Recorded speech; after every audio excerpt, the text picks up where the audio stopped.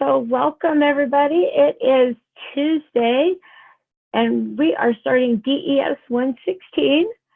I think everybody in this class this time around has had me at some point. So I am really, really excited about this. I've had all three of you guys in with me before, and I think we're going to have a lot of fun this mod.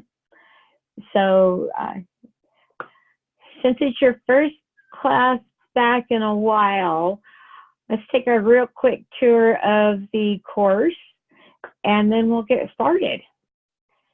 So we have our daily checkpoints, which, do you remember what those are for, Bruno? Oh, yeah. Yeah, that's checking our attendance and making sure you get at least 15 points of extra credit if you do all of your checkpoints. So it can really be a saving grace if you're having a little bit of trouble.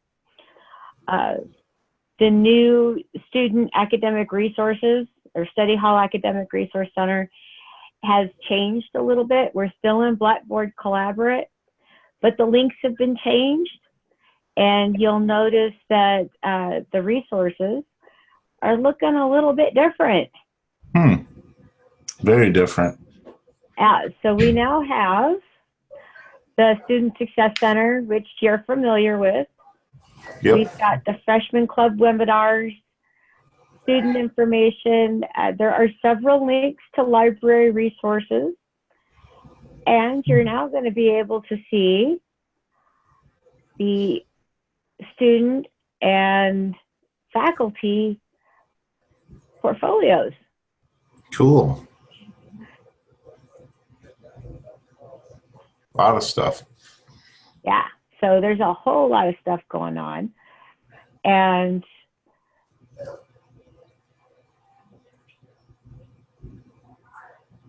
I just taught DES116 last mod, so it's coming along as far as the students and the projects are coming. So a lot of the assignments have changed a little bit.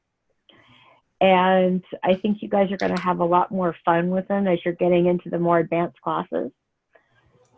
Awesome. But don't forget, the Student Success Center is available because of catching up and re-entering those wonderful classes and maybe having a bit of forgetfulness in between the programs.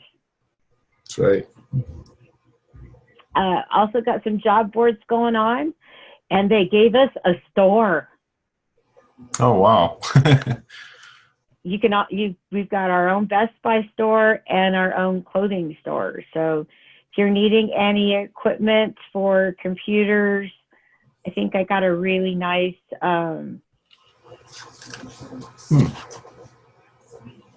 theoretically I already have an account, but and that's just the regular re-register that you use, right, for school? No, you have to get to the instructions, but if you're needing to update, get a second monitor, upgrade the computer that you do have, by the way, tax returns are very useful for that. That's how I got my great big iMac.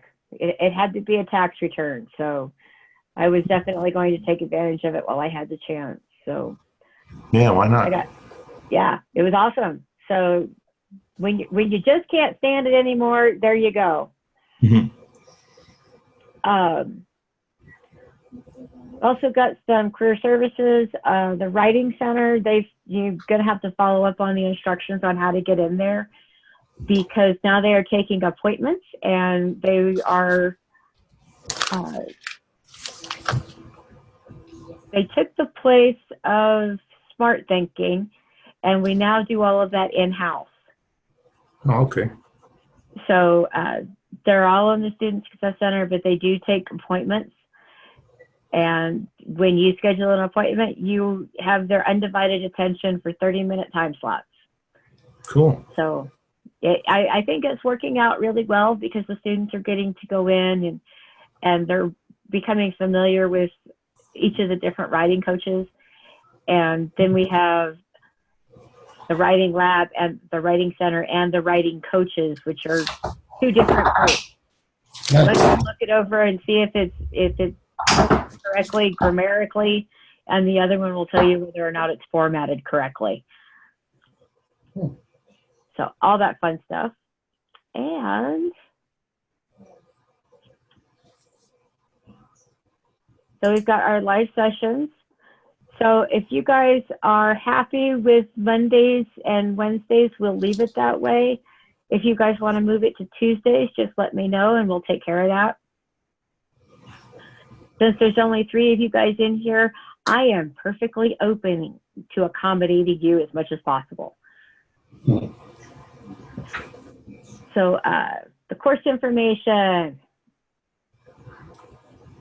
We're learning the difference between CMYK and RGB and finding out what hex codes are.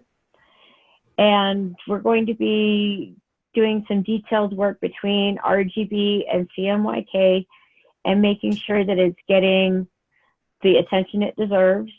We're going to be going over hues, tints, tones, and shades of color. And lucky you, you get to learn how to make your very own animated GIF this time. Awesome.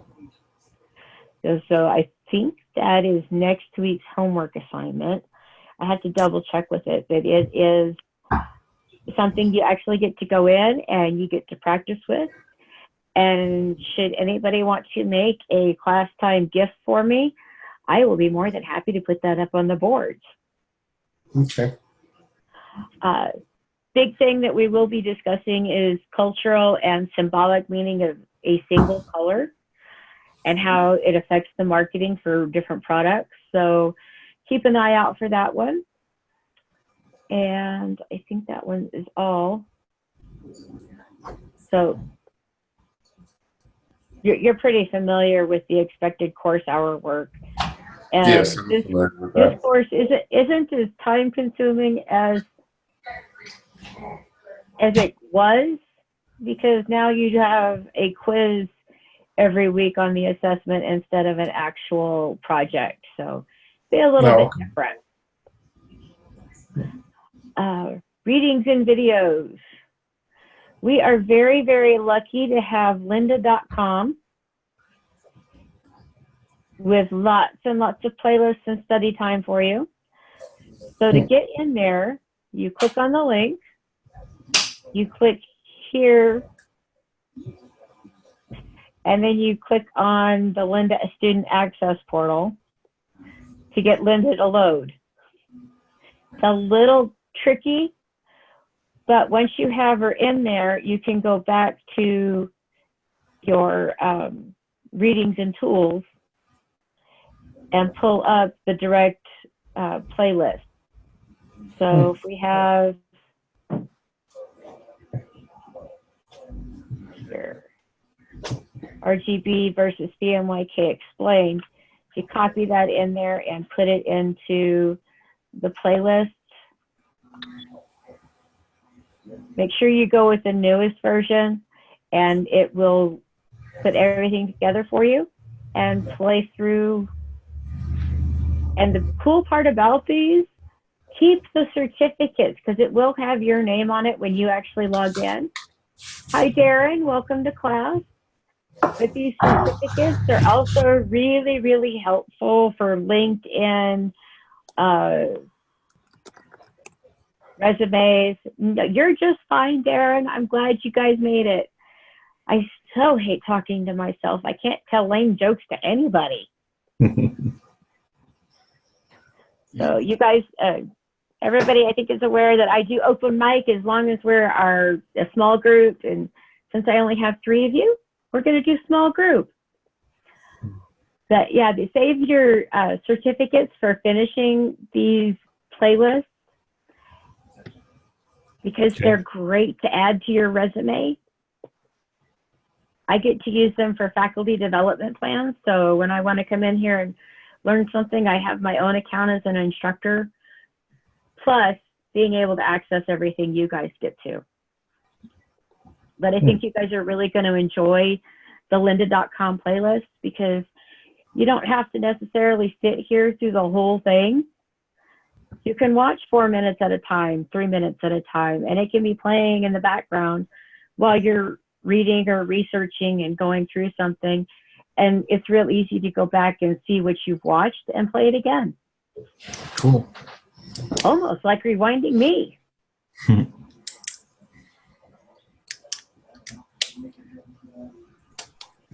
So the next stop, we have the help desk. You will no longer find IT in the Student Success Center. You actually have to call them or use the chat function. If you're having problems with your Adobe software, you have to call Adobe.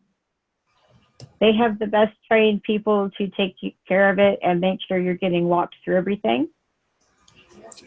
And then we have the About the Instructor page, which is not working for some reason. I had a picture right here. Let's see if you guys know me. I am fairly cohesive and fairly current in all my print design stuff. I've been working on my master's, but ended up taking a while off for some health issues. But hopefully, be back in the saddle again next fall. But in the meantime, I've learned a whole lot of stuff about typography, guys. I've even learned how to make my own fonts. It's scary. I just got to finish drawing it out. So, any questions for me about what all this course entails or what I'm expecting out of you guys? Nope. No, I'm good. Okay. Darren, I've had you before, correct, in class? Yes, ma'am. Sure did. Okay. What is the rule at 11:30 on Saturday night? I don't know. If you're not done with your homework, you do what with it? You turn in anyway. Amen. We turn it in anyway. The reason for that is I get a better idea of what you guys are having issues with and whether or not we need to go back and cover some stuff on Monday when we come back. This mod, you guys are going to find me in the Student Success Center on Mondays from 12 to 4. And then Saturdays from 9 to 3, except for the first week. And that is my weekend off. I take 2 to 3 whole days and just go spend it with my 15-year-old. She's insisting that I teach her how to use Adobe Illustrator, and I'm just waiting for her to kick me off of my iMac. Teaching my kids now too. She came up to me with some of her hand-drawn pictures the other day, and she does a lot of, cute little anime type animals, the chibi animals. And they're very cute, and she's got friends that are wanting to buy them as collector's cards. Oh, wow. And she's doing hers in a 3x5 size, maybe a little bit bigger. And she wants to know how to get them into the computer. And I'm going, well, first we got to scan it. So right now we're learning how to use a used iPhone 6 to scan with Adobe Capture and then get it all taken into Illustrator so that she can create the outlines and do the image traces and the live colors and play with that. And she's learning that high contrast works a whole lot better than just the same colored pencil with different hardness on it. So we've been having some interesting talks about that, but it's kind of cool to have one of my kids come in and say, Mom, can you teach me how to do this? And it's actually something I know how to do. So my 14-year-old daughter, she draws all the time, and she wanted to learn how to do it too. So I've been teaching her a little bit how to do it. She's enjoying it. Yeah, she's enjoying the paper on the paper, and or pen to paper, and I'm going, yes, somebody's actually listening to me. They're turning in and they're liking paper. That's right. As soon as I showed her Adobe Capture and the fact that she could, and I'll probably show that to you guys tomorrow night, and how that works, because you can even turn Adobe Capture in. It takes all of your photos, you can take a photo that you see, okay, I'm in a flower garden. I love this color swatch. How do I keep it? It'll allow you to sample those colors in Adobe Capture to create your own color themes, but then it automatically syncs with your creative libraries. So it drops it right into Illustrator, Photoshop, and InDesign. So all those colors are there for you. You just have to access them.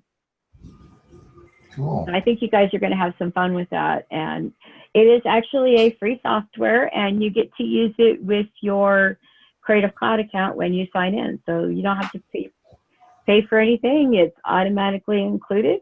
So we'll take advantage of it and we'll practice with some stuff. Nice. So you guys knew me. I'm, yeah, this is my 4th year, guys. I just had my 4th anniversary with the school. Congratulations. It's kind of scary. That's 4 years in the Student Success Center alone. Wow. And I still love every minute of it, except for when I sound like this and end up having to try and type at the same time. Yeah, it's been weird. Of course, my family's kind of liked it. They don't have to tell me to shut up as often. But yeah, I've spent 2 semesters at the Academy of Art in San Francisco, focusing mainly on print design and typography. So I'm switching gears a little bit now and heading towards, I don't know what goal yet, but it will be a master's so I can teach you guys at higher levels of courses. So lectures and recordings, we will be doing Mondays from 6 to 8 and Wednesdays 6 to 8, unless Tuesdays is working better for you guys. Just let me know. I can easily make that change. And I will be posting the recordings. And lucky you, we now have transcribed lectures. Wow. Yeah, my last English class was like that. So I will post a link to the transcribed lecture and the YouTube link as soon as they're available. So you'll have access to both. Yeah, I already have you. I'm already subscribed to the YouTube page, so I've been trying to keep up with what you've been doing. Awesome. You probably noticed that last month my YouTube page got drastically cleaned out. It's higher than what we are now. I think it's your Design 209 is up right now. Yeah, that's the one I just finished, and we had a lot of fun last mod with 209. I had a lot of really nice logos come through. So my expectations are for you guys to do your homework and reach out to me if you need help, because I am no further away than a text or an email. And my phone number is directly in the instructor bio page. So all you guys have to do is just text or call. And the only time I will not answer is if I'm asleep. Okay. Which, honestly, as long as my children are not in the house, I'm going to take full advantage of. I hear you there. Yeah, with my husband's here, there is no sleeping. He wants to talk, and I'm going, no, it's sleepy time. We talk later. Sleepy. Am I drooling? Stop talking. If there's a cat laying on me, don't talk. I'm sleeping. I get about 3 or 4 hours at a time, and then I'm back up doing something else. So it gets a little weird. So we're going to define color this week, and we're going to learn the difference between CMYK, RGB, and the hex codes. Okay.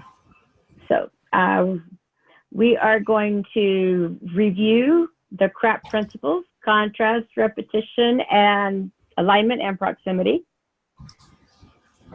My Civil Air Patrol cadets get a kick out of that, because every time I say CRAP, they're followed up by a contrast, repetition, alignment, and proximity. And how does that translate into what they're doing at the time? I make them actually go through this. They're really glad I'm not the commander anymore. So we are going to create personal definitions for the 4 basic principles of design. And we're going to design visuals to go with the personal definitions. And I think that slide is a little out of date, but color types, CMYK, you guys know it does cyan, magenta, yellow, and black. RGB is red, green, and blue. And a hex code. Does anybody know what a hex code is? Is that close to Pantone or? A hex code is a 6-digit number in your color libraries. So if I were to open a color, this down here is the hex number. This is the hex code. And it's basically what programmers and HTML programmers are going to be using to determine the color that shows up in a website. That's the same thing as using Pantone for print. It's the same thing as what? Using Pantone for print? Pretty much, yeah. Yeah. We can do the RGB, and if everything is matching the same hex code number when you're sampling, you're going to get as close to the same color print-wise as you will on screen as possible. Mm-hmm. Sometimes it's not going to work out that way, and you'll just have to change your color library to match. Mm-hmm. But that takes an awful lot of testing to get done. Trust me, it's not pleasant when you're trying to do this from 1,000 miles away.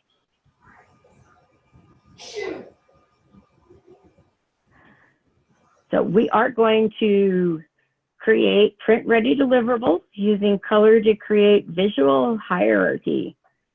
We're going to make a color poster. I do have some samples we're going to look at. So what is the color? Is it light beams? Is it paint? What is it?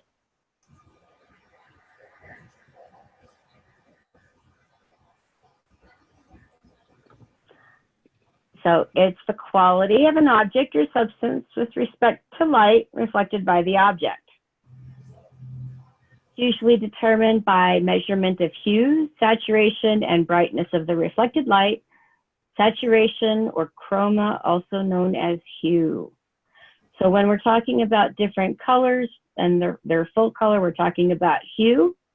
We're talking about tones. They have gray added to them. Tints have white added to them, and shades have black added to them. But don't worry, we have a whole class to go over those. So, yes, it's light refracted based on the color waves and the whole prism issues. And you guys can't see me waving my hands around in the air, making movements. Swear if I sat on my hands, I wouldn't be able to teach it all. So it is and it isn't. But yes, it is. So the final output is what determines the way our color is produced. So if we know what our final output is, so if it's CMYK for printing, then do we set up to start working on CMYK to begin with? Yes. Or do we switch it in the middle and start with RGB and then go to CMYK? You start with CMYK. Yeah. So what colors are here?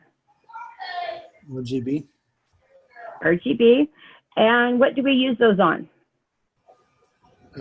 Web. And Anything that has a screen. digital media. Yeah, digital media. Anything that is on a computer monitor, TV screen, smartphone screen, your Garmin don't get lost piece of hardware that goes in the car and argues with you more than Siri does. Mhm.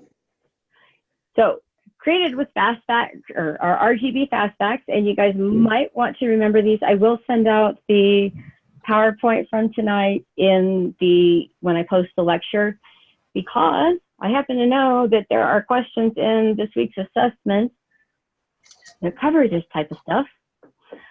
So they're created with light rays. They are for screen display only, because if you tried to do an RGB color in print, say like try to add red, green, and blue as color overlays for screen printing, it doesn't work. Because altogether, when you put those together, the RGB, they're all at the same value, they produce white. So we have to add color, called an additive color, which I think is kind of weird because it's an additive color, but we have to take some of the color out in order to get the color to show up. It's just very confusing. So in the meantime, RGB is for screens only. So what's this one? CMYK. Yep, that's CMY, cyan, magenta, yellow. And they are printed on what? Just gave it away. Paper prints. Yeah, it's everything we have to do with paper, including your newspapers, magazines, Diet Pepsi cans that are far too numerous in my office to actually have a decent excuse for.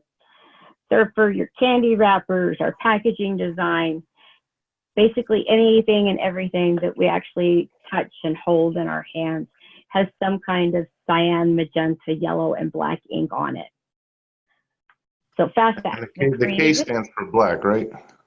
Yes, because blue is already taken up by the blue and RGB, and you can't have two Bs in different colors. That's what I was, yeah, that's what I was wondering. Okay.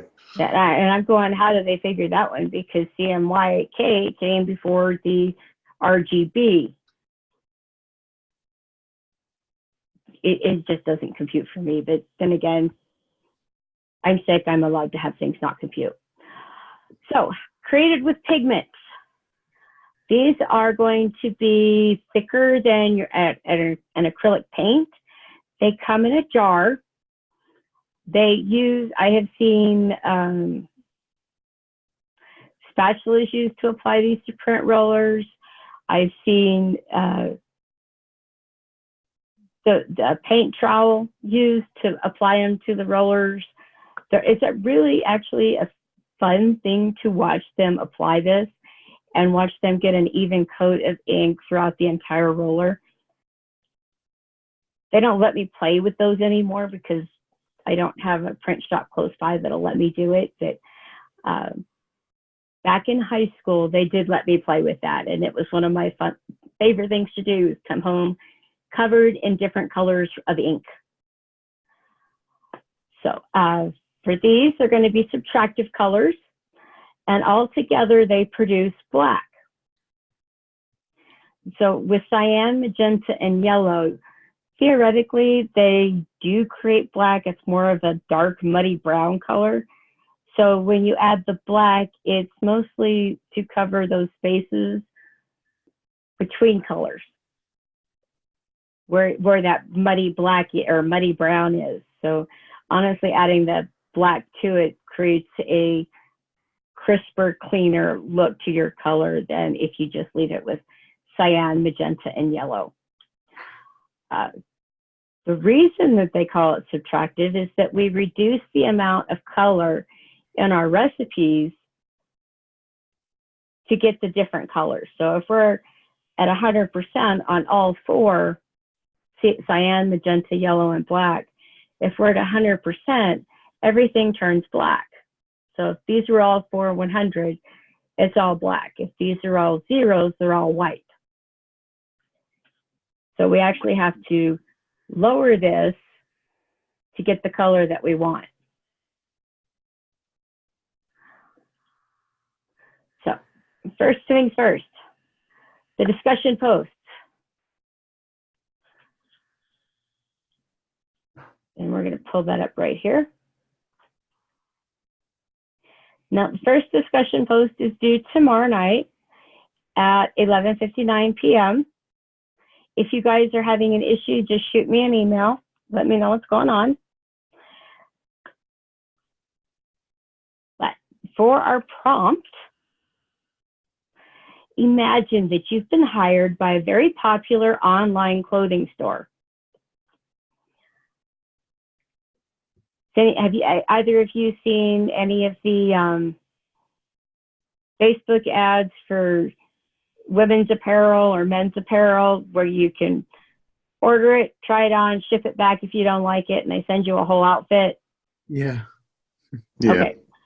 So imagine you're being hired by one of those companies, and they are going to open its very first storefront in your town.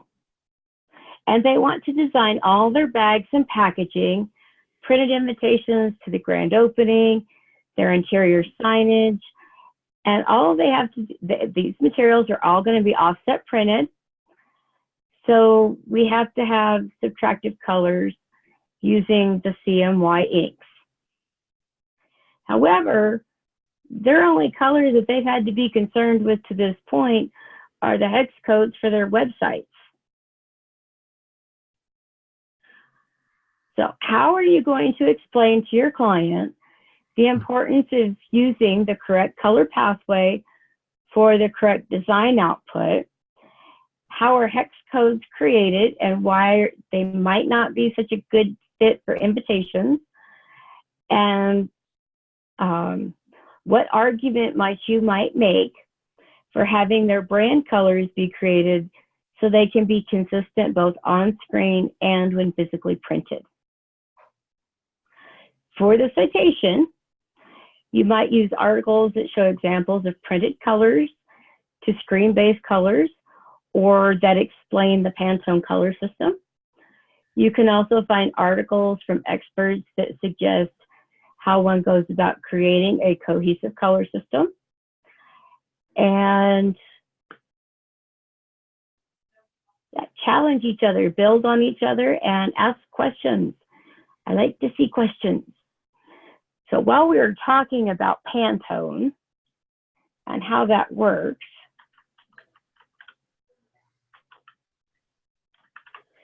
I just have to show you this website. It's awesome.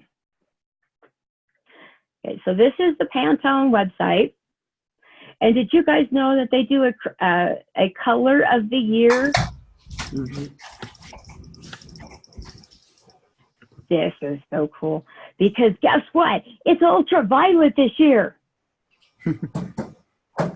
Yes, I was absolutely dumbfounded and astounded that they would actually pick ultraviolet for the Pantone color of the year. And I got even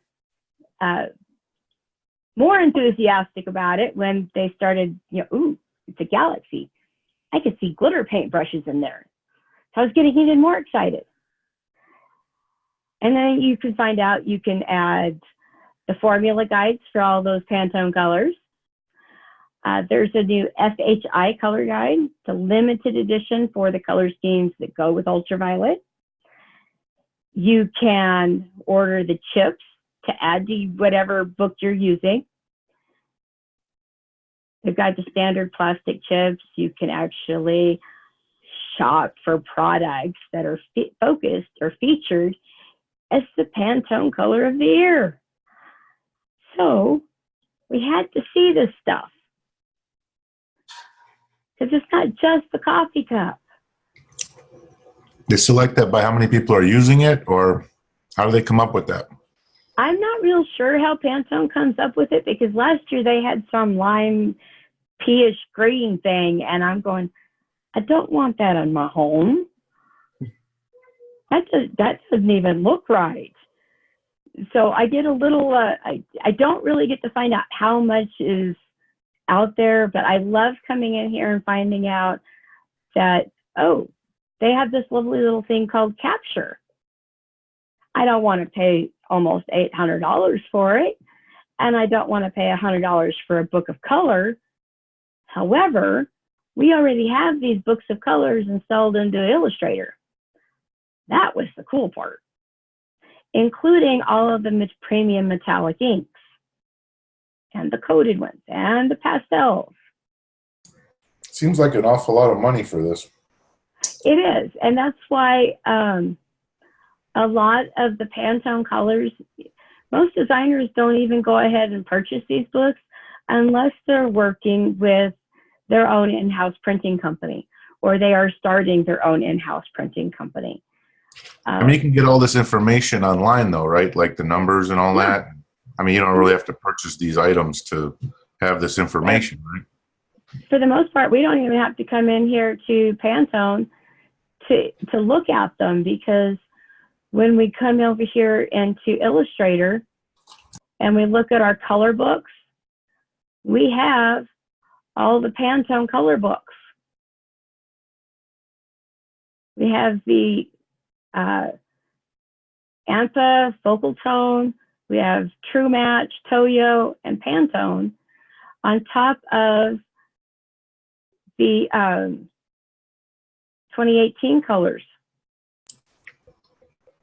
So if you were to walk into Home Depot with these color codes and give it to them, would they have any idea what we're talking about? Home Depot, maybe. The colors are the same in the fact that we're adding colors. And if you've ever mixed paint, then you know that they are putting some pigments into a base color. Usually it's white, that they're adding these colors and they shake it all up. And that recipe is usually on these boards. However, if you go in there and you look at Sherwin-Williams wall and you see, oh, I like that color, I wonder how they produced it, they don't give us the CMYK recipe that we're familiar with on the back. It's something that we can figure out pretty easily without too much trouble, and it will match pretty closely. Where is that? I wanted to show you guys what they did for the Pantone color this year. Oh, Pantone drinking bottles and Post-it note cubes. We could have dangerous shopping time in here. But I was going to show you what they did with the Pantone color of the year and how that worked out. But everything that they do for the color of the year, I think that's it. Shop Ultraviolet, that's what I wanted. Everything that they do for this this color of the year, they will show you what it looks like in the current home trends, the makeup trends, clothing, children's clothing, makeup, fingernails, kitchenware. They're really trying to sell this color, aren't they? I know. But the really cool part is you can go on Amazon and find all this stuff. And when you realize that this is going to be making such a prevalent play in all of the products that are out on the market this year, it kind of makes sense to keep an eye on what's going on and where you're seeing this out in the public and where you're seeing it online versus in the stores. It's going to like guide the industry in a certain direction. Exactly, and this is the color that they're driving forward this year. So it's been kind of cool to sit there and go through, oh, I'm going to be able to buy purple clothes this year. I need to save money. Wow. It's amazing how they influence all these different areas of the world we live in. Yeah. Because the colors, they also drive people's moods and stuff too. So you see a lot of this color around. Whatever purple does to people, then that's the kind of attitudes you're going to get too. You know. And the coolest part is I found out that they've got liquid purple eyeliner that had glitter in it. So, you know, I have to have it, right? It's purple, therefore I have to go get it. Did you buy that? My skates are even purple, and I'm not allowed to wear them anymore. Wow. My last appointment with my spinal surgeon says, no, you can't wear your skates. But they're purple leather, dog. Okay, you can wear them and sit on the couch with your feet up looking at the leather, but you can't walk on them. That's no fun, doc. Can I use the walker with them? No, you don't need a walker. Just stay off the roller skates. And they're just taking all the fun out of this thing. But yeah, so when you're thinking about the colors, I highly suggest when you're coming up with color themes to work with clients to take a look at the Pantone website. And sometimes, especially in the tools for designers, we can come up with things that will help us come up with color swatches, and being able to order the fabric swatches alone is a huge help. Because I can go over to the David's Bridal, I think it's like 2.5 hours away from me is the closest one, and I can take $50 in there, and I can go buy a color swatch for every single color that is brand new for this year. I think it's like $5 a color swatch. But then I have a physical, tangible piece of that color to show clients. And they're going to have all the colors, like this color swatch up here. It may be labeled different, but it's still going to be the same color. And I'll be able to see what it looks like in different types of fabrics, whether it's a satin or a silk, or whether it's a plain cotton. And then I just go over to Hobby Lobby and buy the colors to dye it with. And then convince my mother that it was not me that used clothing dye on her washing machine. She'll forget and think she did it. And watch, this will be the one lecture she watches, and I'll get nailed for it. So any questions on the discussion post? Nope. Nope. Sounds pretty straightforward, right? Sure does. So you get to pretend you're the client, or you're the designer working with the client, and you're going to explain to them why they can't use a hex code for their color and why it might be a good idea to go ahead and maybe start doing a revamp or a revitalization of the logo so it all matches.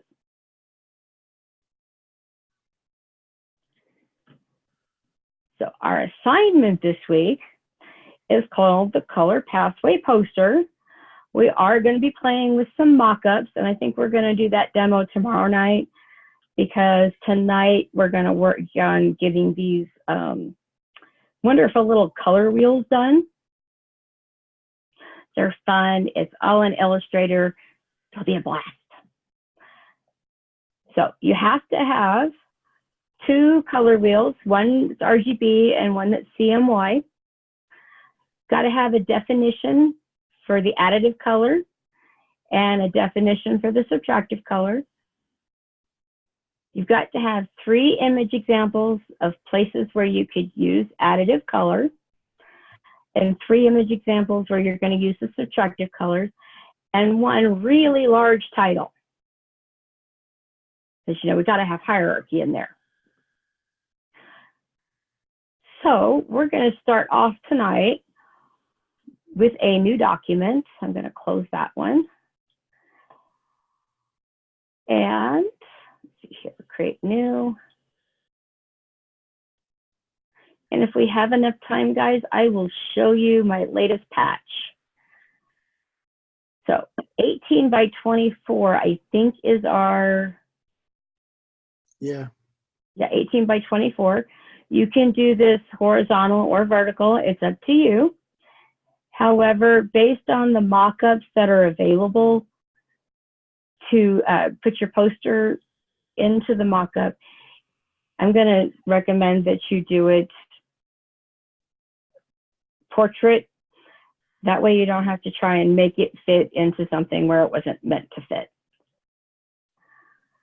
So the first thing we're going to do tonight is we are going to do our first color wheel.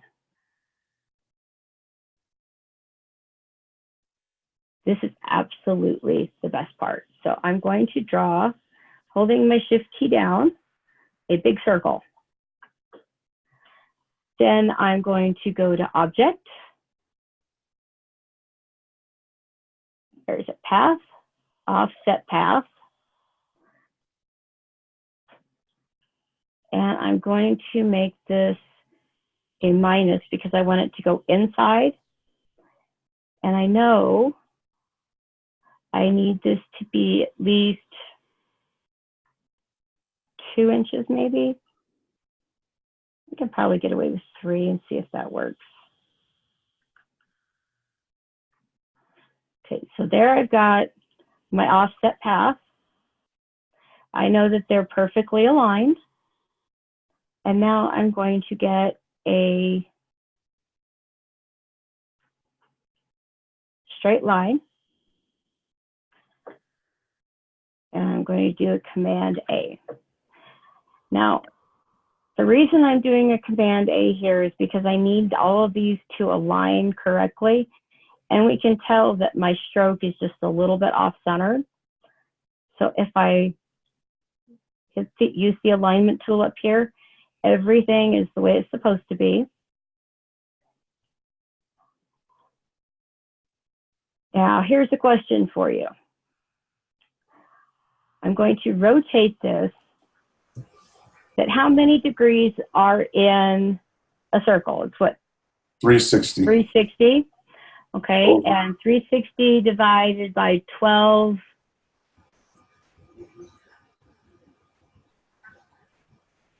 is what, 30? 36 degrees? I think so, yeah. Double check that math.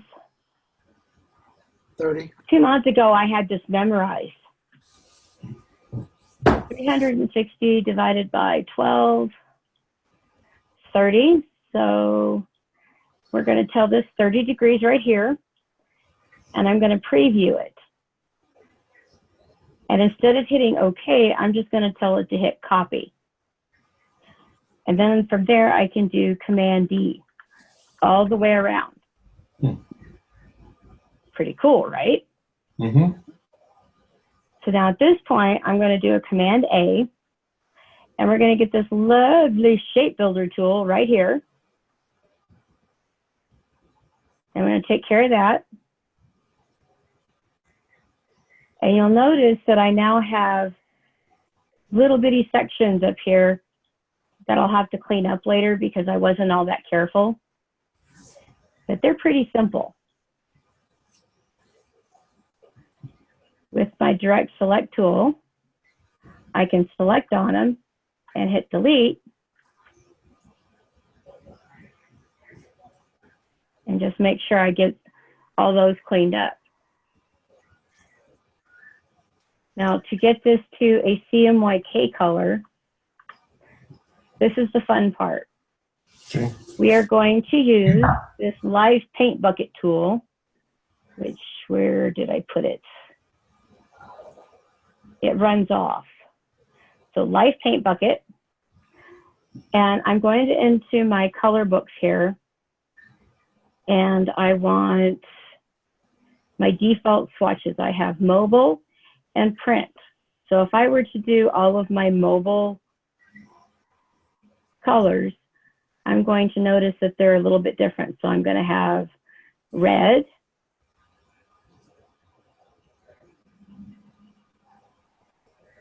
okay, fine, and A. So there's my red. And got to have a yellow. And if you're using your arrow keys here, you can see how it's working. So we've got red, orange, red, orange, orange, yellow. So we've got a yellow, yellow, green. And we can start kind of picking the greens, and then we have blue, greens, blue, A lot of blue violets.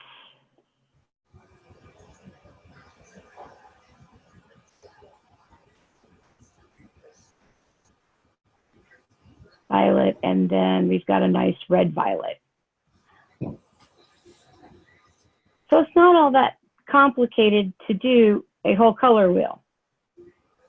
It looks complicated, but it's not, is it? Nope. Way easier than what I was doing. The first year I had to do this, I had a color wheel from the internet, which you guys can go Google images for color wheels, which is actually pretty easy to do.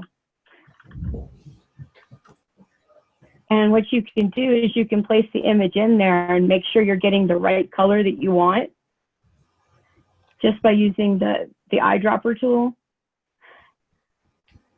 However, I was trying to do this nonsense. These circles, I had the whole color wheel in there, and I had my little circles lined up in each spot because these horrible little parallelograms were just not cutting the mustard for me. They were everywhere. And no matter what I did, my poor little MacBook would just not keep up with the direction I wanted to go. And we had to do 4 of these things. And every time I messed with it, something moved. I was in tears within the first 2 hours of actually working on the class. I had that Before it dawned on me that, you know, maybe I should just wait for the lecture and watch the demo. Mm-hmm. So, and then we had to, you know, tell it whether it was a primary, secondary, tertiary color. And I just had this big mass of mud all over my canvas. It was scary. Some days I wonder how I got to be a teacher. I just took that class 2 mods ago, and I had the same problem. So you had 114 last mod? No, I had 114 2 mods ago. 114 and 116 are a little bit different because we're focusing mostly on the web design portion of the colors. Right, the other one was print. Yeah. And, you know, if you guys want to learn how to do the packaging or anything for a print project in Illustrator or in InDesign, we can definitely do that. Just so you don't miss out on a tool that you may have to use again next mod and don't know it yet. Yeah, the only problem I had was getting the exact print quality export. That's the only problem I have with that class. So we have, we're going to clean up with our little tool here.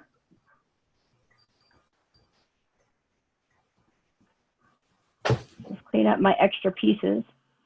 And yes, I'm doing this during the recording so that you guys don't have to rewatch the recording, and I have the appropriate amount of recorded minutes when they go to check on me.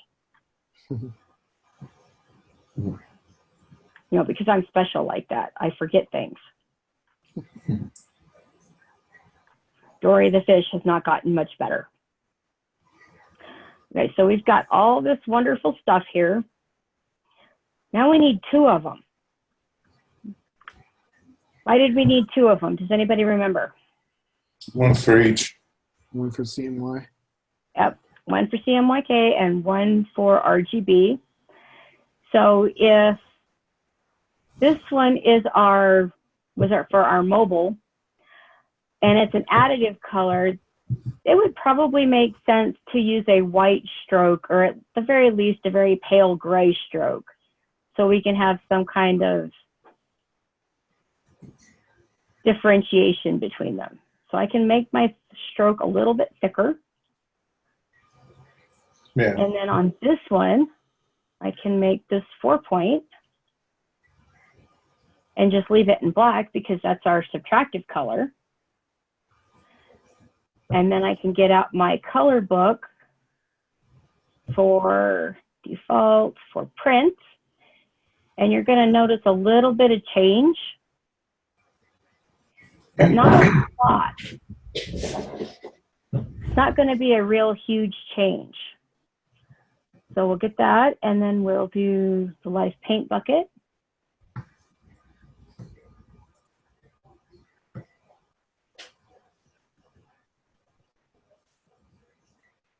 And you all see the little color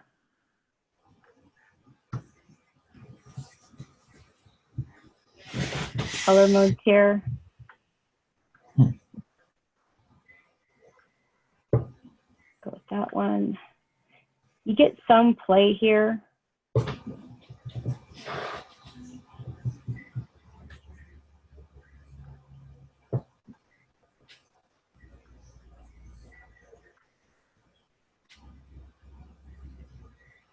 They do look a lot lighter. They do. They've got just a little bit of a difference in them. Mm-hmm. One is shinier than the other, and one's going to be more dull in nature. And honestly, this orange-red or red-orange here kind of looks more salmon colored. Yeah. It's a subtle difference. If we wanted to make it your biggest changes are down here in the blues. Yeah, that's where you notice it the most. Yeah. Of course, having the white stroke on it gives us a little bit more difference too. Yeah, it plays with your And eyes. it also kind of gives you that subliminal that this is the subtractive, this is the additive. If you're working on a branding campaign for a new company and you're making a logo that's going to be a certain color sequence that's going to be used on web and print and everywhere, what are you going to use? I mean, because it's going to be used on all different things. And it's got to match up.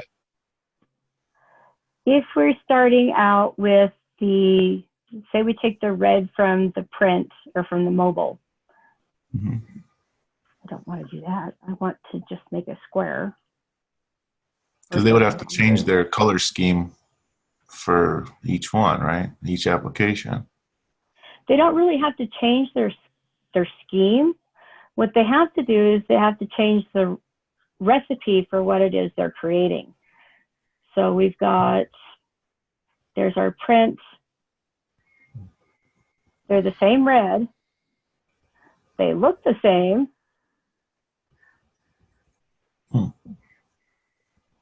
But if we take a look here, this says 15, 100, 90, and 10 for the recipe. Okay. And if we go back to the mobile, it gives us the RGB recipe. And while they look the same on the screen, they are not going to print the same.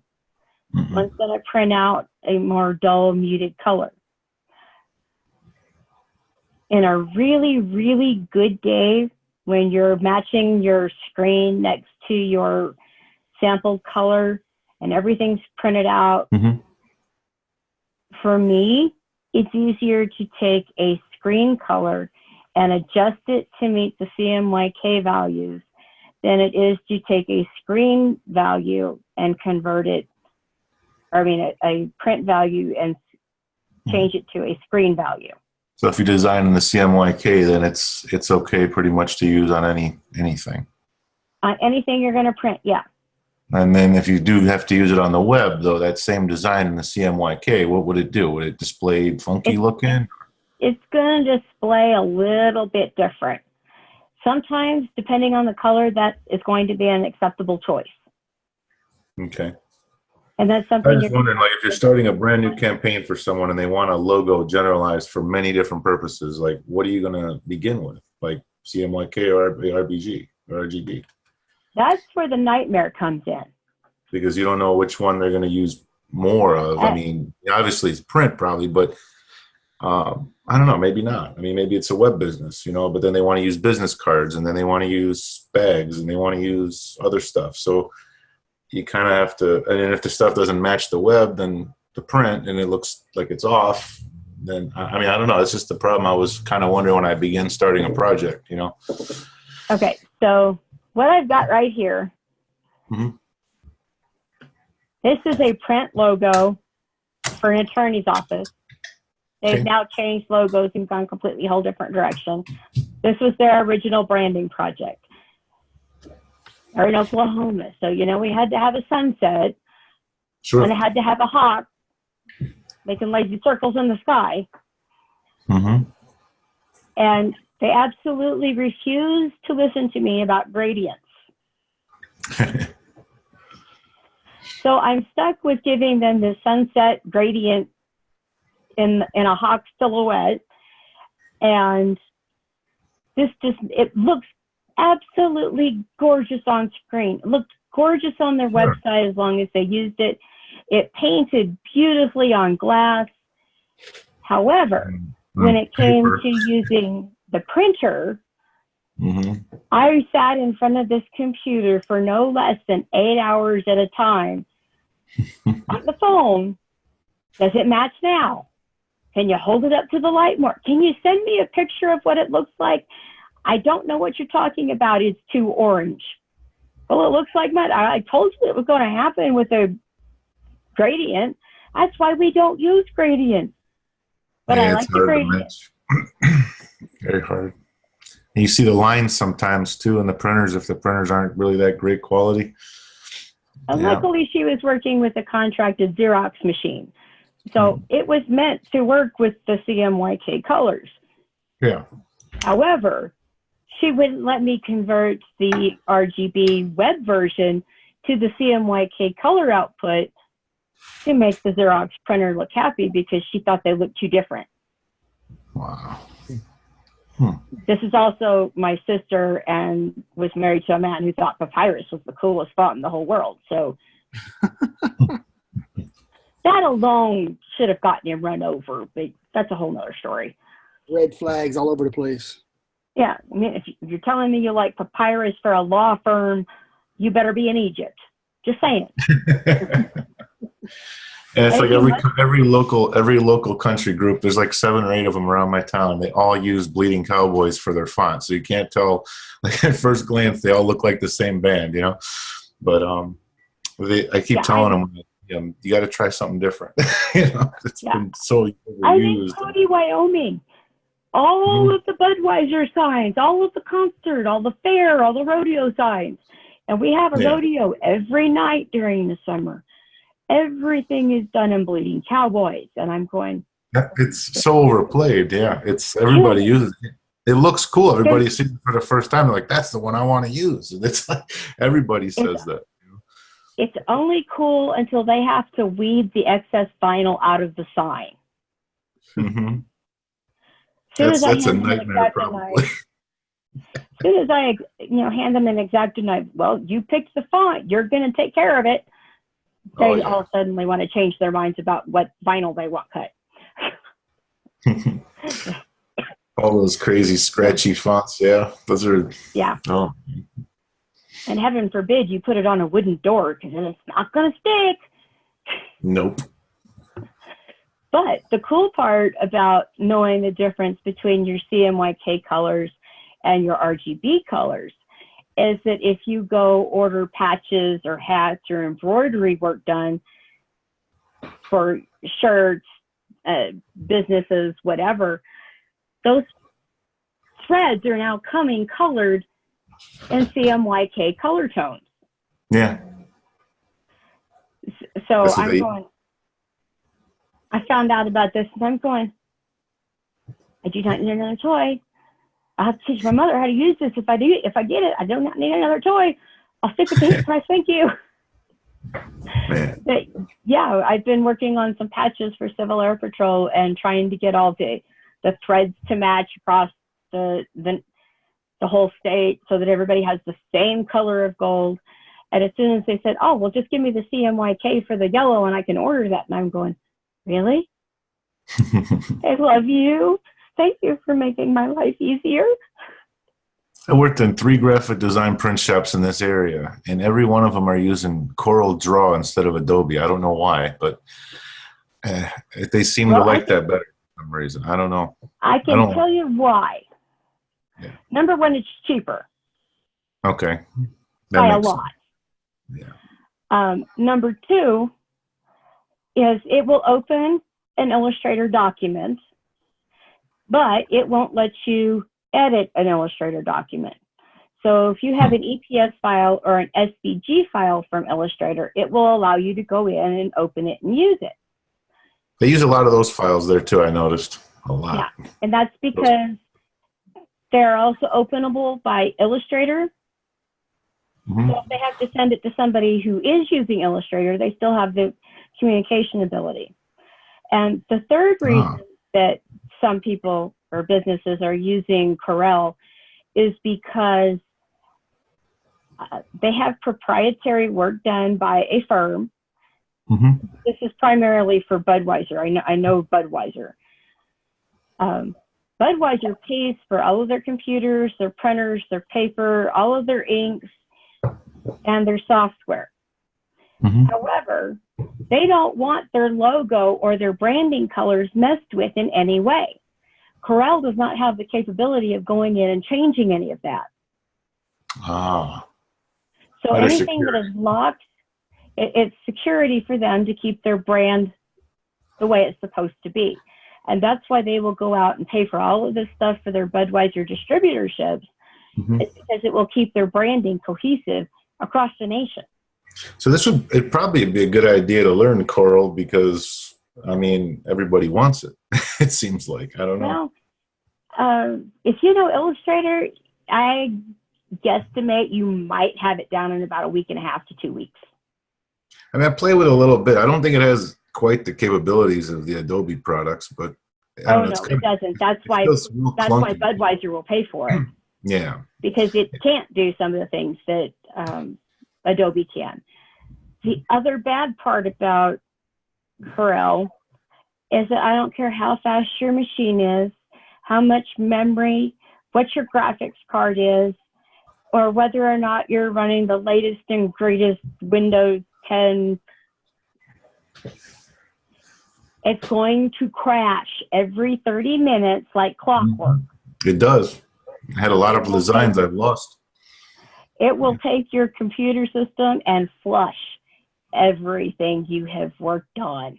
And they had horrible systems in this place too. Most of these places have very outdated systems. I think I was working on Windows 8 in one of them, and I think it was a previous version, and then on another one. So I mean, it was the computer systems are outdated. The software they use is very, like you said, inexpensive. So all this stuff we're learning, I can't even find a place that actually uses it. You know, it's crazy. The good part about that though is Corel is very easy to learn. It's very quick. Yeah. Every tool you've got here, there is some semblance of the same tool in Corel. The color True. books are going to be the same. You're going to be able to mask and do clipping masks and all of that in Corel that you can do in Illustrator. And plus you're going to have about half the tools you need in Photoshop. Yeah. The live paint and the image trace, not so much. Doesn't work as good. No. However, everything is going to be a vector graphic the way you need to be printing a large sign. And the smaller you can keep your project, if you're only doing one sign at a time instead of a whole shift's worth of signs in the same document, you're not going to crash as often. However, saving and reopening a new file can also crash your computer with Corel. Yes. In my opinion, it's a no-win situation. You're stuck. Yeah. There's a lot of problems with that. But I also work with a magazine company called Denison Brothers, and they are responsible for printing all of the magazines for Civil Air Patrol for the entire country. Every single wing has their own magazine. We all go through them for publishing, and they handle all the advertising. Wow. However, they're using CS3. See, this is the profession they choose to specialize in, and they don't use the software that's really the top software. That's like buying like generic tools to be a carpenter. I mean, those are things you have to invest in really to put a quality product you would think out. But and that's my argument, but I can't even send them a PDF file anymore because their Adobe Acrobat is before 4.0. Wow. So I can't even save it to a prehistoric version. Yeah, I had customers bringing me floppy disks in. You know, I'm like, what am I going to do with that? You know, I made it on Paint, and I'm like, okay. I mean, it's just, I don't know, like nobody keeps up with the technology, it seems like. But And there's a lot of cases where that's true, where they're not keeping up with the technology. And that's where it comes to the new graduates coming out of college and high school and say, are you aware that this is older than dirt and will not function with your current system? yeah, I mean, we didn't even have a floppy drive. I don't know how I'm going to get this off of here, you know? My It's crazy. kids found one the other day. The 19 and the 15-year-old were flinging it around the living room like it was a frisbee. And I'm going, what are you doing with that floppy disk? And they said, Mom, this is a what? I Yep, said, it's an antique thumb drive that's what it is. that holds less than your pinky nail. Mhm. Huh? What for you mean? It's not compute. So I'm going, they used to stick it into the little slot. It kind of looked like the CD-ROM slot on your computer. And it used to make this whirring noise and information used to pop up. In my case, the ones and zeros were meant to look like a heart. I just could not get over that whole binary code thing. I thought the ones and zeros were drawing pictures in. My computer science teacher nearly had a stroke that first year I had him. I remember that. He kept saying, Tara, no, you're not drawing a shape and making graph paper with ones and zeros. You're programming it to color a heart and make it blink. I'm going, I have pencils for that. You want it pink? Sure, I'll make it pink. I got a whole set of Prismacolor. Which one do you want? Right. Back in my high school, I was more about the pretty pictures still, that whole binary code. For a while there, I thought I was supposed to be adding the ones and the zeros, and I'm going, this doesn't work either. Nope. And now, then they tried to put me into HTML when I came to college, and I'm going, Yeah, I'm not a big fan of HTML. I said, they put punctuation there. They said, no, you needed a semicolon, not a colon. Yeah, I had a class on that last time around, and man, I wrote so much code and then couldn't get it to work, and it was like one period or something was wrong. I had to go. It was horrible. I can find my mistakes, finding your guys' mistakes in code. Yeah, don't come to me for help with that. I just use Muse now when I make websites. I do much better with Adobe Views and using WYSIWYG than I will ever be with code. Yeah, I don't mess with the code. The Dreamweaver and all that, yeah, I don't mess with it too much. But I can do Muse, and I can make sure my hex codes and everything are matching and doing exactly what I want it to do and showing up on the screen the way I want it. But you start throwing these colons versus semicolons in there, and I'm going, I thought this was code, not a suicide prevention meeting. And because the whole semicolon movement, and they're going, Terry, you just don't get it. I'm going, no, I don't. That's the problem. No, it was a tough class. I remember that one. That was a tough one. Yeah. So this time around, you guys actually have some new revamped classes that have been going on for Animate and for Dreamweaver. And I think you guys are going to have a lot of fun with it when you have to take them. Yeah, that one Animate program's pretty cool. I like that. Yeah, they've been revamping that one, and they just redid all of, recently redid this class, and they've redone all of the coding classes. So everything that's code now up to snuff. They've hired some new instructors for it. And I think you guys are going to get a lot out of it this time, especially knowing your e-color theory versus print color theory. And we had a good teacher that had a lot of patience with us. I remember he was a great teacher, but it was just so hard to comprehend a lot of that stuff because our brains kind of work with pictures more than, you know, numbers and words and stuff. So it's just, he was great though. He was a great teacher. I don't know if he's still here, but he was good. Who was it? Michael Brooks. He's still around. Loki is still around. Yeah, he's a good In fact, teacher. he's I mean, been- he had a he's been lot of teaching me patience with a all lot day. of us, let me tell you. I mean, it was, He was my teacher for web design too. yeah, he was a That poor good man had to teacher. put up with me. By the end of that easiest class, way I did make that website. So, I mean, he stuck with me and I stuck with it. And, you know, by week 4, you know, I was able to pull the site off. But at the first 3 weeks, it was rough, you know, but it clicked. He you know, he was able to get it through my skull and I was able to understand it. So it was, it never did. It still hasn't come to me. I know that there are several people I can go talk to who can look at the code and see the picture. yeah. I can't. It's No. just, I'm not that proficient in it. yeah. Yeah. And I know programmers who can't see the picture unless they have code, even if the picture's sitting right next to them. That's right. They will completely skip over it and go directly to the code. Mhm. Oh, well, this needs this here and this dead tag there. And I'm going, okay, you have fun with that. I'll come back in a couple hours. Yeah, because you type these hex codes into the code and then it brings up a color. You know, Yeah.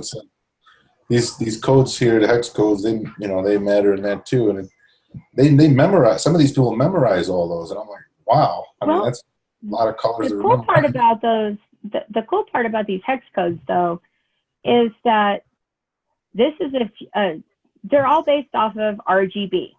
Yeah. Okay, so you know that the first 2 digits are always going to be red, the second 2 are going to be green, and the last 2 are going to be blue. So even without knowing that I'm sitting on red, I can tell you that this is 100% hue of red, just because FF means it's a total hue saturation of that color. Now, if I were to type a 4 in here, still not going anywhere. But if I type FF in there, I've got blue and green. So now I've got this kind of freaky yellow color, or blue and red. And then there's the numbers of 1 through 9, or 0 through 9, that are going to affect, see if I put 9 in there. Now it becomes a pale yellow because the closer you get to 0, the whiter it gets. Wow. So just keep in mind that there are some test questions that ask you if the first set of digits in a hex code is F, what does that mean is the color a full saturation of? They're going to actually ask you to figure that out. But by knowing that they're based off of RGB and every 2 digits is one color, you know that it's going to be a full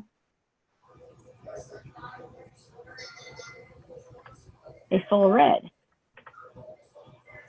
Wow. So if you get all Fs, then it would be all black then, right? Because you get all 3 of them at pretty much all saturation, right? Yep. So 1, 2, 3, 4, 5, 6.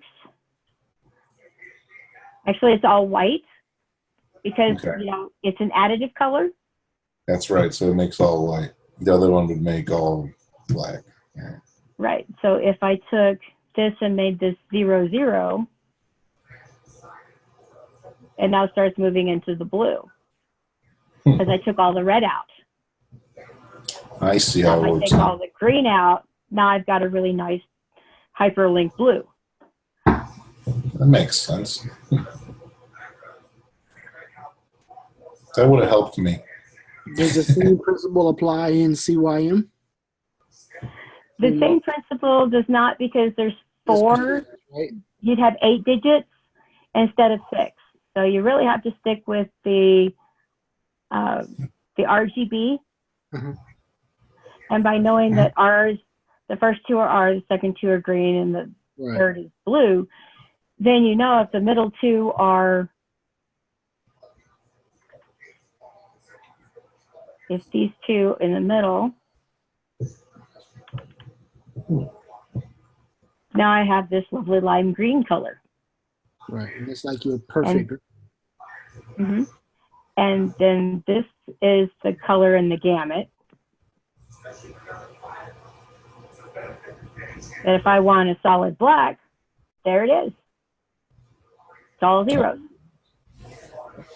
Basically, you have to zero out and then add numbers in to get the colors that you want, which is why it's an additive.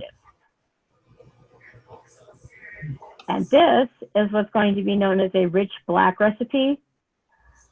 And rich black is a lot prettier than the standard black that we have here. So if I were to open this up, it just says 100% all the way back. Right. And it's going to show up grayer than it is going to print. Okay. Now, there's settings that you can use in Illustrator, Photoshop, and InDesign to print rich black all the time and to show rich black. But if you tried to send it to another computer or to the printer, it's going to change the colors on their screens, and then the printer is not very happy with you. So if you are needing rich black, then it is best to go Google the rich black recipe. And lucky for us, 60, 40, 40, 100, or 40, 30, 30, 100. So if you use that black when you design, you should be okay for print then. Yeah, I do mine is display all blacks as rich black, and then I have them print out accurately so that I can see 100% black versus the rich black. And this is what it looks like in Illustrator.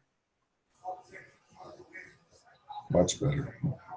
So yeah, and when it prints out with the computer and you've been using a rich black, it looks like what you've printed. And then if you're noticing that you're getting this really odd gray color, then it's time to go into your settings and take a look at it and make sure that you're using the correct output.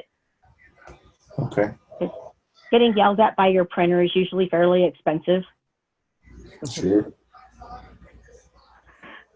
Having worked in newspaper for too many years, yeah, if I had screwed something up and I did not come bring chocolate and a pack of cigarettes, I was kicked out of the back room. Wow. You bring bribes to your printers. You make friends with them. That's right. You find out what their favorite vice is and you sneak it into the production room. It's safer that way. Never hurts. Never hurts. Never hurts for bribery. Okay, so we have the color wheels made for our posters. And we're actually going to finish designing these tomorrow. So I want you guys to be thinking about how you want these to lay out. And we're going to take a look at some student examples of what these final projects look like. Okay. Okay, so we know that the additive colors, they're the RGB. You guys don't have to put any detailed explanation in there. You can do bullet points, not gonna hurt. And remember, posters are there to get the maximum amount of information out of us or into us at one glance versus sitting there and reading a whole paragraph of text. Are we trying to go off of unless I have to grade. Are we trying to go off of this exact kind of style, or do you want us to get creative with it? Or I want you to get creative and have some fun with it, but I also want you to remember that this is a poster, so it's minimal information. okay, so we don't have to follow like the same kind of like layout as this, though. No, I follow this one because I don't expect you guys to follow this one. Okay. I expect you guys to play with some paper and some pencils. Maybe draw a couple of thumbnails out, play with some word trees on how you want to arrange things, what's the most important information and where you're going to use it at, and how you want to group that information. Okay. I want you to take the time and play with it. Please, no using fonts that look like they were done with chalk or crayons. Okay. Because this is something that you can hang up in your office and pull down and hand to a client and say, this is the difference that we're talking about. Yeah, You want to definitely be able could to be a good use it tool. for a teaching point. This is a really good portfolio project that you can have hanging in your office, that when a client says, well, what's the difference going to be? You have an exact reference to show them of how it's going to change. Okay. And if they're okay with that difference and it being acceptable, then you've got the green light. If they need a little bit more explanation, you have the tool to demonstrate it for them. Okay. So marketing this to the kindergarten crowd is probably not the best idea. Well, that just changed. Unless, of course, you're working for a kindergarten or a preschool. The prompt was what, from 6 to 11-year-olds? Yeah. Well, I can change that information in the lecture Okay. because most of our clients act like 6 to 11-year-olds. I get that. It goes after that whole saying, design it for a third grade reading level. Yeah, and never ever write for over an 8th grade. Yeah. Because if it's somebody in third grade can understand it, everybody should be able to understand it, right? Exactly. I mean, we want it to be an all-inclusive design so that somebody who has absolutely no color theory in their background whatsoever can understand it. Mm-hmm. But, you know, 11-year-olds, they're on the cusp of that teenage thing. Yeah. They're trying to drive you insane and trying to prove you wrong every chance you get. Well, your clients do the same thing to you. The target demographic is not 6 to 11 years old. We're just trying to make basically a simplified project. Yes, you want it so that a 6 to 11-year-old could explain it to your client if need be. Okay. Gotcha. I've had some that are that dense. Yeah. But I put high heels in front of her and she can name what shoe size and maker they came from. And I'm going, how do you know this? She says, how do you know color? I'm going, They know what they love. God put it in my head to know color. Apparently he gave you shoes and law. That was it. Somebody's passionate about something. They know it. Yeah, she tells me there's only so much room in my head for law and shoes. There is no room for technology. I'm going, okay. When she called me the other day asking me how to change an address in Word, I'm going, oh, dear God, and you're an attorney. Mm-hmm. So she finally figured it out. But, yeah, we've got to be able to break it down to the simplest terms for the most educated person. That's right. And I have it on good authority that judges in the state of Oklahoma that work for the U.S. Supreme Court should not be allowed to touch their computers. No. My brother does IT for them, and he spends more time going into their offices and taking their computers away because, you know, the mouse wasn't plugged in or they put coffee in the disk drive. The stories I hear, and then I realized, yes, that is why we design for the most educated person in the simplest terms, because they're going to overthink it. You're and right. I know you guys are going to take a look at that discussion post, and you're going to overthink it. And at 11:59 tomorrow night, I'm going to have possibly 3 emails sitting in my inbox. What did you mean again? Am I overthinking this? I had one poor student last month, spent all 4 weeks making a creative brief with way too much information. Yes, you need information. You need to have that research, but you don't need to put all of it at time into your creative to start the project. You're writing a novel. If you make it too complicated, your client's not going to understand it because they don't live and breathe vector versus raster and CMYK versus RGB. They don't know what the heck you're talking about. Yeah. Yeah. And by the time you go through all the marketing lingo and you're doing, you know, a logo for a seamstress down the street, she has no clue what her target demographic is. She knows she's busy during prom season and busy during the month of June for weddings. Most of the people, they tell you the same thing. They just say, just make it look good. They, you know, you talk to them and ask them what they want. Most of them don't even know what they want. You know, they just, they want you to and that's what they You want. never, ever, ever ask them what their favorite color is. No. Then they tell you some crazy stuff that, you know, then you have to try to, you know, talk them out of it from a design perspective. Like, you know, you don't want to put like certain colors together, and they love those colors, and that's what they want. And you go and put I really want to I want to advertise for my ice cream shop with hot pink and baby poop green. Yeah, and you go do it, and it's like, oh my God, you know. And then they think it looks good because it's their favorite colors, but they don't take into consideration that the people that are going to be seeing it and what they're going to get from it. You give them three colors. It's crazy. You give them 3 sets of 3 that you know work together as examples of what they could have. Yeah. Not the whole rainbow is yours. Pick 10. Yeah, one guy wanted, he's starting a construction business, and he wanted hot pink business cards with black writing, you know, for a construction company, you know, and because he had like a real flashy style, you know, as a person, but, you know, he was trying to put his personal style into the business, but I don't know if that was, I mean, the greatest thing in the world, but that's what he wanted to do. And it looked more like a dance club thing than it did a construction company.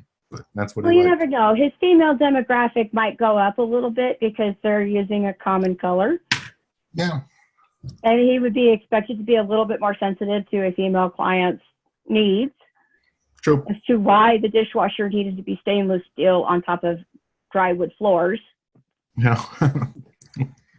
But you know, there's little bitty things that we've trained to learn, and that they've trained themselves to learn about their own business, that they're the only way we're going to get that information. So if we, you know, just sit there and ask them, okay, what's your favorite font? Pick one. And what's your favorite color? Okay, got it. Now you say, okay, what colors are associated with your business in general? Mm-hmm. You don't say, oh, chocolate and Tiffany blue. That'll work great for a construction company. Are you building bridal homes? I mean, there's a whole market there for newlyweds, but do you want to limit yourself to newlyweds? Yeah, because it'll cut you, you know, cut your business so small by doing that kind of stuff, you know, and it's hard for them to understand, you know. Having an electrician use that electric green color on black, that's not a bad idea. You can make that work and look like it's a circuit board. Yeah, that would work. Or an extension cord or something, and you know, you could maybe put in a piece of orange extension cord on there to make it look like it's plugged into whatever tool, and you can make that work. But to just say hot pink and black, or black on hot pink. Yeah, and the logo was like a black skull and crossbones with a hard hat on it. It was crazy. But I mean, that's what he liked. This guy sounds like he needed to meet my dad when he was alive. The Hawaiian print welding caps that came home every payday were just mind-boggling. I didn't know my dad knew what those colors were. That's what, you know, I was surprised, you know. But apparently, the louder they are, the welding caps, the less the burn marks from the sparks show up on the pattern. But, well, that makes sense. Yeah, I was a welder myself, and most of the caps were pretty bright colored and crazy design. The only way Mom could get him to go into Hobby Lobby to pick out fabric was if it was for a welding cap. Yeah, like flames or something like that. Oh, no, he wanted those Honolulu and hours things. Yeah. Hot, green, blue, didn't matter what color, as long as it was loud and obnoxious. That's right. Everybody had and for those. a nearly 300-pound man driving a Volkswagen Rabbit in a pair of overalls, wow, you get some really strange looks. I bet. Especially after he's painted all the wheels hot pink, the windshield wipers, the door handles, every piece of trim on it he could find was turned hot pink because he figured it was my car and they deserved to have a running chance to get away. Mm-hmm. Makes sense. Yeah, it made sense for all of about 2 days until I drove it to school the first time. Wow. So this for tonight, you guys are going to work on your 2 color wheels and get a really good idea of how you want to lay your posters out. Okay. Like I said, I do recommend portrait because when we go into our Creative Cloud and we look for assets, and we're going to do poster mockup. Because these are what we're going to use to create. This one, you can tell, is the same one that they used here. Okay. We don't see a whole lot of posters that are horizontal. No. We have a whole lot of vertical. And even if we don't, or even if we find a poster that looks horizontal, it may or may not come in a Photoshop mockup file, which we are going to play with tomorrow. You will get the chance to experiment with, and I think you guys are going to have a lot of fun with it. Sounds good. Because I know immediately after here, you guys are probably going to 209, which is where I just came out of, where a whole week was spent in nothing but mockups. This is my very first class. As I come back, is that normal? Yeah. No? If you've already had 1 through 9 or 3 through 9, 103 through 109. I did back in 2015, 16, around there. Yeah. So you're going to be playing a lot of catch up this mod and reevaluating your skills with the programs. Okay. Don't worry, I'm here. All right. I mean, I've been doing it ever since. I haven't stopped. So I mean, I've been playing, and working on projects here and there like crazy. So I haven't stopped. Bless you. I've had so many students come in and say, I haven't used these programs in 2 years. I don't know what I'm doing. It's my passion. I'm with it. I'm on it every day, and it's been, I wanted to come back and go for the bachelor's because I didn't have enough, I think, I had enough to get by, but now I think I need the bachelor's to get the rest of it. So I think you're going to find out that having the advanced level in Photoshop, Illustrator, InDesign, you're going to have so much fun with the packaging design. Your skills are going to grow leaps and bounds every mod with the design courses. Yeah, I really love those. The package design was fun when we touched on it last time around, like the tea boxes we did, and we did like milk cartons, and I think there was I did one that was like an entire trade show booth, was pretty cool. Yep. We touched on a little bit of those first time around, but I really enjoyed diving into those. Infographics were cool too. I like doing those. So just to take it a little bit further now and dive a little bit deeper and refine it even more. That's what I'm looking forward to. And keep up on your skills. And while you are in a class that has the lynda.com videos, you're going to find yourself being counted extremely lucky, because say you wanted to come in here and learn more about HTML or JavaScript. Mm-hmm. And we have access to the entire lynda.com or just certain classes? Oh, yeah. Or okay. You have access to everything lynda.com has while you're in a class that has the Lynda links. See, that's nice. So if you're in marketing and don't have Lynda for that mod, you don't have a link to get in there. Okay. But you come back, it'll pick everything up that you have. And we can go on this playlist. Yeah, we can go on this anytime we want then, right? As long as you've got a link in your class to Lynda, yep. Okay, but you have to have that link to get to it. Okay. Yeah. And it's paid for by the school. It's part of your tuition. Definitely take advantage of it. And this is where a lot of your faculty is getting our updated skills at. Yeah. So it's a good chance to get in there and practice and play with it. Sounds good. Sounds good. Real good. So for tomorrow, at least a draft idea of how you're going to lay out your information. At least your 3 bullet points per RGB and CMYK. And then, because you guys don't need a full definition. You just need the most important pieces. Okay. And I will be posting our ever lovely Death by PowerPoint. So color pathway. I'm going to send that to you along with the fast facts for the RGB. And then do not take this assessment until at least Friday, because some of the information that's in your assessment is going to be in your daily checkpoints. Some of it's going to be review material. Okay. So wait till Friday. Yeah, make sure you've got all your daily checkpoints done and that you're going in the right direction with those. Okay. And make sure you've gone through and seen all your Linda videos. And I don't expect you guys to sit down and sit there and watch them one after the another. Get up, go outside, get some vitamin D while you still can. I know. I got to get more of that.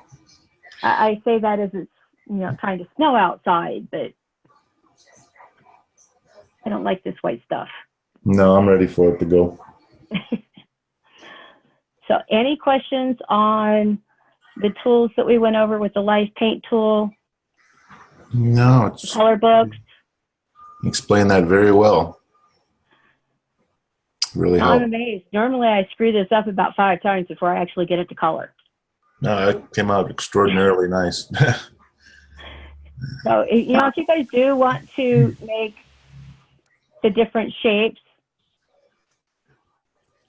say you want to do a small box,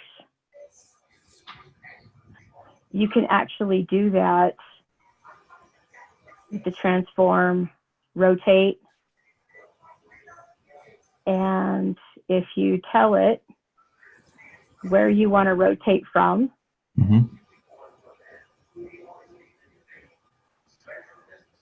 so where is it? Oh, my alignment tools, where are they?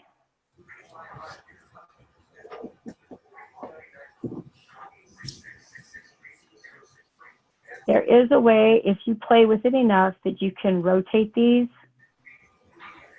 every 30 degrees and have them just round a circle, but you've got to make sure you have the corners selected so that it knows which color it's supposed to be doing. Okay. And for some reason, there it is. You have corners, portion, appearance, align to selection. If you play with these in here for distribute and spacing, it will allow you to tell how far you want to distribute apart from each other. So you don't even have to actually do a circle if you don't want to do a circle, if that opens up some creativity for you. You can do all 12 colors in a straight line if you want. The circle just shows you how it's supposed to go all the way around and come back to the beginning again. So if you guys want to break out of the circle, break out of the circle. Have some fun. Okay. I want you guys to be happy with your end projects so that you will use them later. All right. And the more tools you get to use this time around, the more fun we'll get to have. Because you've been gone for 3 updates of Adobe. What now, Bruno? Because It's been a while. those 3 updates, you didn't used to be able to make rounded corners on one edge. No. That's different. And we didn't have the curvature tool, I think, the last time. Yeah, I've been playing with that. That's new too. Yeah. And there's some wonderful tutorials when you open your new documents here. Mm-hmm. You've got different artboards, different templates, different tutorials. So there's a whole lot of stuff in here that you can play with now that we didn't have before. Awesome. So keep those in mind while you're playing. And if you want to go work ahead a little bit, remember that all of the clip art that you need for the poster are going to be somewhere in your symbols panel. Okay. So logo elements, you find all kinds of stuff in here. The symbols. Found a pretty cool website too they got out there that you can get a lot of vectors from. Oh, that's right. All free downloads. Vect Easy is a good one. That one too. But you gotta pay for the premium on that. They have This one they you have free don't. stuff, but the premium is better, way better. I think they're like royalty free. All free downloads for the most part is all free. It's sponsored by Shutterstock. Okay. So I'll put that in the chat box for you guys. So you can search through here for symbols. All of these are taken easy to take apart and create your own symbol libraries from. And then you can ungroup all those and take pieces out and change them around. Yeah, and some of them they come with an AI file, an EPS file, an SVG file, and sometimes a JPEG file. That's awesome. And it also downloads all of the marketing or the licensing information with each download is different. So it all comes included in one zip file. That's awesome. And then this one is my personal favorite right now. You buy one packet from them, which you get like $1,500 of fonts for $40. Wow. Yeah, I know. It's been a huge favorite of mine.